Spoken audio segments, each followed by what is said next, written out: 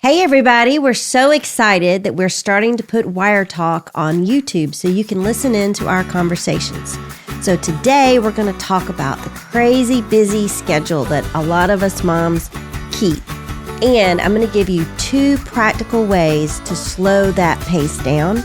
And of course, as always, I'm going to give you some tangible, practical things that you can do to help you with this issue in your life. So I hope y'all enjoy.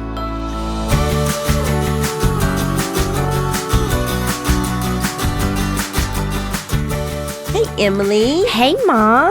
Hello, everybody, and welcome to Wire Talk. This week, we're going to be continuing to walk through Karen's new book, Survival Guide to Motherhood, chapter by chapter. So, Mom, would you tell us again how this book came to be? Well, you know, I've been teaching on a lot of these principles for over a decade. Crazy. And I know, it is crazy. And so I just decided to put them all down in a book.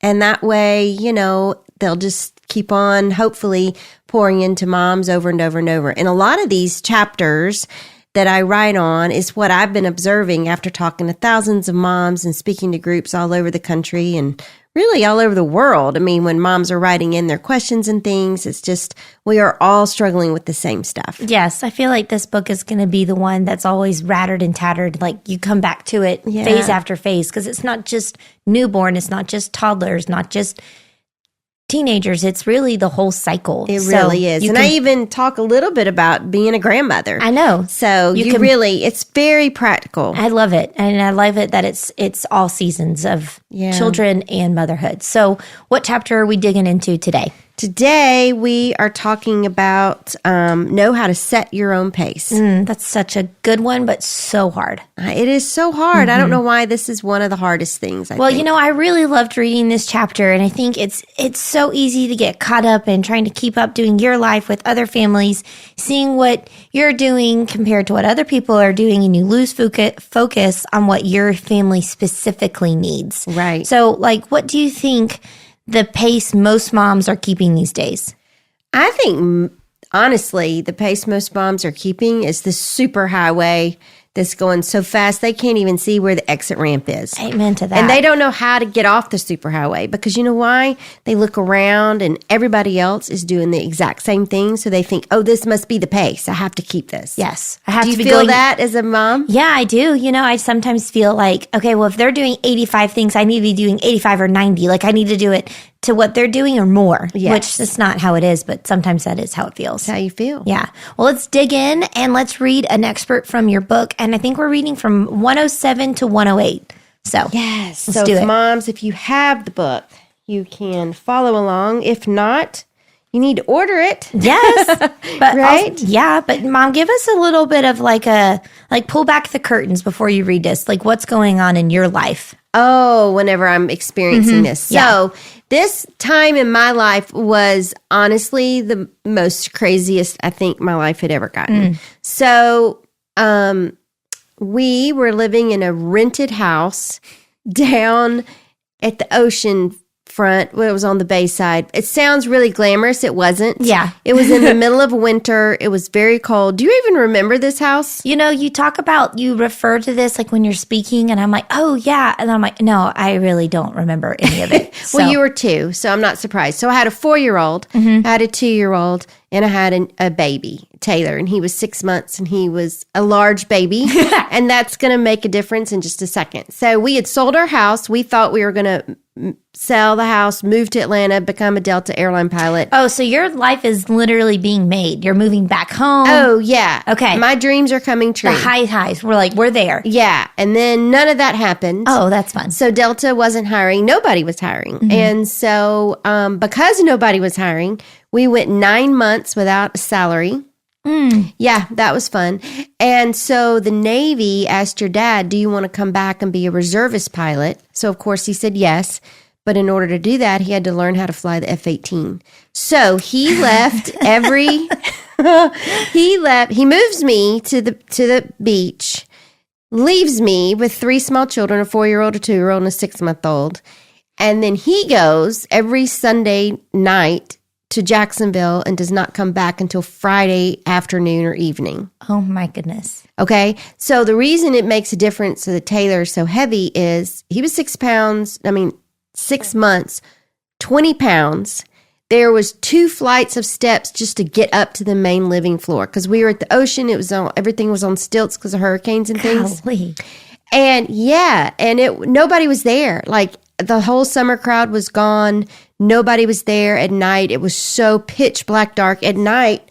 When the wind would blow, the house would sway. Oh, that's really fun. Because it was on stilts. It was terrible. So nobody told me that, hey, when you have this third child, you might want to slow your pace just a little bit because it's going to be difficult. And nobody told me that. So I was doing all the things. Kelsey was in preschool. I had her enrolled in a ballet class because, every 4-year-old needs to be in a ballet class. Absolutely. I had you and I in a Gymboree mommy and me class because I was like, well, Emily's going to feel left out, so I have to do something specific for her. Yes. Kelsey went to Wednesday night choir at our church. We also went to Sunday nights because that's what your dad grew up doing, like going Sunday morning, Sunday night, and Wednesday night. Gosh. So then that's what we did. What else? She went to preschool, and everything was 30 minutes away. I'm having like a little bit of that's like something almost every single day on your calendar. And then to add to all that, I was a MOPS leader at our church, which was also 30 minutes away. So, oh my heavens. 3 days or 4 days a week, I was getting Kelsey to preschool every single morning. Then we get home. There was never any time to do anything. So what happened was I was constantly yelling at y'all, get in the car, get in the car, get in the car. And you know how it is because you have a 4-year-old and a 2-year-old right now. Rushing a 2-year-old is never a good idea. It sometimes makes them slower. Oh, yeah. So it wasn't fun. Oh, that's fun. So that's where I am right here when I'm writing this. All right. Well, then let's dig in. Let's see what you say. How do we set our own pace, Karen? Let's figure it out. All right. So I write, I kept up our normal lifestyle, which is what I just described to you, Emily, because I didn't know any better. And despite all of that, I truly thought I could do it all and keep my normal pace. Here I'm talking about what I did. Kelsey was in preschool and dance class. I was a table leader at MOPS, Mothers of Preschoolers, on Tuesday mornings at the church, and Emily, a mommy and me class. We all went to church on Sunday for Sunday school and Sunday mornings, and church again Wednesday nights. As you can imagine, I was constantly in the car, hauling children everywhere. It seemed that no matter how hard I tried to be on time, I was always running late. Now, let's add into this scenario that during this time, Kelsey got very sick. We learned that she had kidney reflux, a condition that meant she would go to the bathroom and some of her urine would go back into her kidneys. This was causing kidney damage and would ultimately give her urinary tract infections. Therefore, we had to add lots of doctor's visits to our routine. Oh, and Taylor had bronchiolitis for his first winter of his life, meaning more doctor visits and many sleepless nights. Are you getting the picture? I was physically, mentally, and emotionally worn out. After several months of this crazy routine, I prayed, and I asked God for wisdom. I needed God to guide me on how I was going to keep going because I could not keep the pace that much longer. I felt God tell me to slow down, to drop everything except for Sunday church services and Kelsey's preschool. So I did. I dropped ballet, MOPS, Wednesday night services, and the toddler class with Emily. At first, all I could think of was, what will people think? I'm a MOPS leader. I work in the nursery on Wednesday nights. Emily loves her class with me, and it's the only thing I do with her one-on-one. Despite all that, I still dropped it. And let me tell you, it was wonderful, and it was the best thing I ever did. Well, that feels similar to a lot of moms, I'm sure. Maybe not the exact circumstances, but the pace, the getting in the car, feeling rushed, overwhelmed, yelling at your kids. Right. So tell me more about cutting back because it's so quick in the book. I cut back. I felt wonderful, but there's so much behind that. Oh, sure. Why was it hard and what benefit did you feel like that you got out of it of cutting back? Well, it was hard at first because I felt like I was letting a lot of people down. I definitely felt like I was letting the MOPS group down because I was a table leader. Yeah. And not only was I saying I'm not going to be going, I'm not going to be leading a group. So now they've got to find mid-year a new leader for this group. And I just left. I was just like, Bye. peace out. And so I felt bad about that. I had to call all my ladies in the group. Of course, all of them were like, oh, we were really enjoying it. And I'm like, I know, I'm so sorry. I'm sure they're going to find a great leader. But of course, I didn't know that. I never let y'all quit things mid-year. You know that. No, you did not. Yeah. Mm-mm. And so I quit MOPS mid-year. I quit ballet mid-year. I quit choir mid-year. It was just something that I didn't do. Mm-hmm. Like, I'm not a quitter. Right. But it was like, I have to quit or I'm going to lose my sanity. Mm-hmm. And ultimately, I really also felt like, this is bad, but I felt like I was letting your dad down. Because he was like, why aren't you going to Wednesday nights? Because that's what he did growing up. Right. And that's what we had done up until this point in our marriage. And I just said, I can't do it. Mm-hmm. And I'm trying, because we wouldn't get home from Wednesday nights until like 8:30. And for a 6-month-old, that's too late to get them into bed. Plus, you were tired. Kelsey was fine with it, but it was just, everybody was fussing. Everybody was crying. It's also the middle of the week, and you're by yourself. Oh. You're doing it all by yourself. Yeah, it was awful. It was awful. So, and what did the benefit I got out of it? Honestly, for the first time in months, I felt peace. I just felt like, you know what? Kelsey may not be a prima ballerina. She may not go on to be a professional singer. You and I don't have our little mommy and me class, but you and I had so much more time. Like, I'd take Kelsey to preschool, then I'd get home, put Taylor down for his nap, and you and I would have, 2 hours just ourselves. We'd read books, we'd play games. Yeah, and I just started to enjoy the small things. Yeah. Instead of, I'm going to go make an experience out there, I'm going to make it here in the house. Mm-hmm. And it just sort of brought me peace. And it sort of helped me get back grounded on what is the most important thing that we can do that's going to be the best use of our time. Right. I struggle with this all the time. Like even 2 days ago, I said, I have this play date and I'm very stressed. And you just said, cancel it. And same thing. I'm going to let her down. And you told me, you're like, is it going to bring you peace? And I said, yes. And it ended up, it was hard, but the other mom understood. Of course. You know what I mean? But that is so hard. Yeah, it is. It's so hard, but we have to realize that this is a long race. It's not just a sprint. We got a marathon ahead of us. And so you got to keep the pace that you can finish the marathon. That's our goal. Finish the marathon. Yeah. Okay. We can do it. Sounds good. So for the moms who are listening, who are already pushing back, moms who have full calendars of good things that them and their kids love, how do they know if it's too much? One mom's busy schedule could be perfect for them, but not for somebody else, right? Yeah, absolutely. One size does not fit all. So dang it. I know. So every mom has to decide for themselves, and they have to just start realizing, I think you need to look for the signs. Okay. Are you yelling at your kids all the time to get out the door? Let's go, let's go, let's go, let's go. Are you just constantly stressed? Whenever you're driving, do you find yourself just gripping the steering wheel? I used to be like, oh, wow, my hands hurt because I'm gripping the steering wheel. So you're white-knuckled going down the highway. Not because of traffic, just because I'm just like, I got to go, kind of thing. So just take a deep breath. And also, like, are you short with your kids? Are you short with your husband? That's a good sign. You're going at too fast of a pace that you can't keep up. That's crazy. I just want to help give the moms permission to slow down. And if they're saying, well, my children really love it. Okay, kids don't get to decide. Let me say that. Kids don't get to decide, moms. You decide what pace you want to keep. They're telling me that I'm the boss? You're the boss. We've already covered that. You're the boss. Make it happen. All right. So in the book, you also write that the problem of being so busy is twofold. So the first problem is what you just described, mom burnout, complete exhaustion, losing your brain. But the second problem can sometimes be easier to overlook, and it's missed opportunities to connect with and teach your kids. Right. So will you talk a little bit about that? Yeah, absolutely. Well, children open up at the strangest times. So fun. I know. They don't always, like when they get into the car after school or preschool, they don't always, you say, how was your day?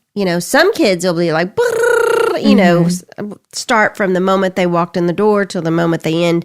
And 2 hours later, you're like, I got it. You had a good day.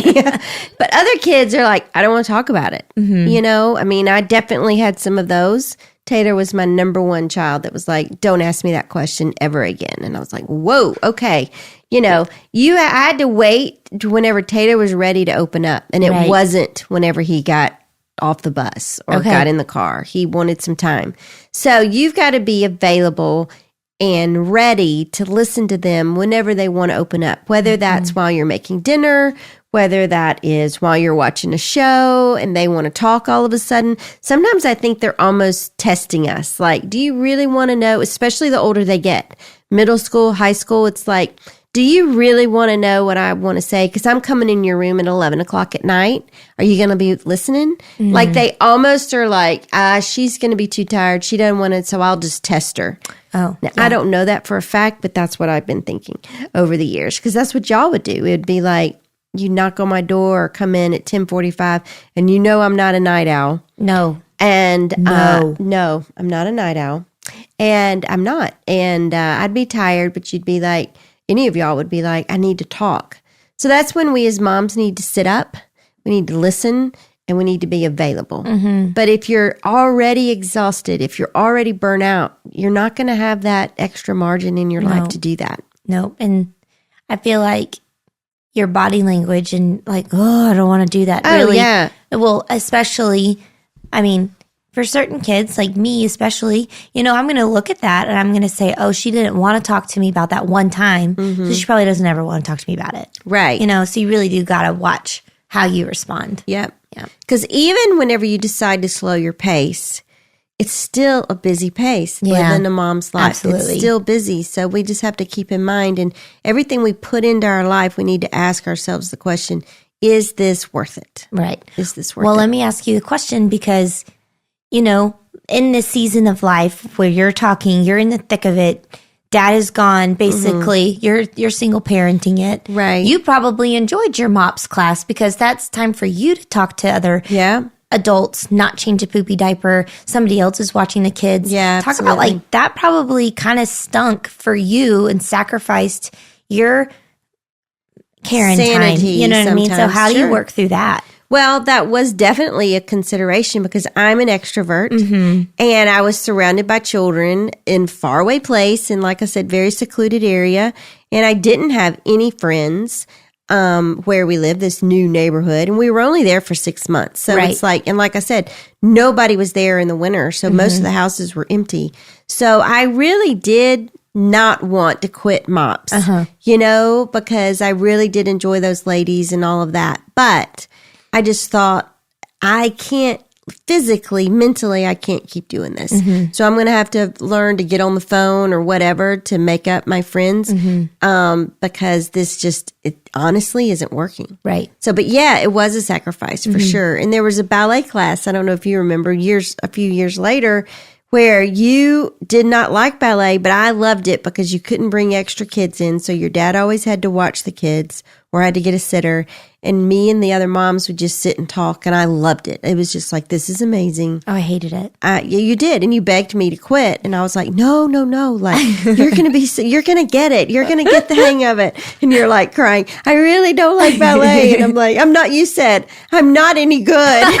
And I'm like, well, I mean, maybe you'll get there, But I had to say, you know what, this is not working for Emily, so therefore I have to sacrifice. Yeah, because the little child is crying. It's just not a good thing. You have to get your mommy time, your friend time somewhere else. Somewhere else. Well, what about the comparison that comes into play when you're setting your pace and like for your family and it may not look the same as other families? Well, I mean, it's hard because what I used to do was I'd look around and now, gosh, it's for you so guys, everywhere. It's so much more because of social media. It's in your face all the time of what everybody's doing and how wonderful their life is. But I would look around and I'd be like, well, if they're doing it, why can't I? Right. I would have friends later on, working full-time, great, amazing jobs. And I'd think, well, if they're doing it, why can't I? Well, the reason I can't is because my husband travels. Right. He's gone half the month, every single month. And so I and Greg both wanted somebody to be at the house whenever y'all got off the bus from school. And it just wasn't worth working a 40-hour-a-week job for me. So I did work, but I kept it at part-time. And that was a doable, pace for me.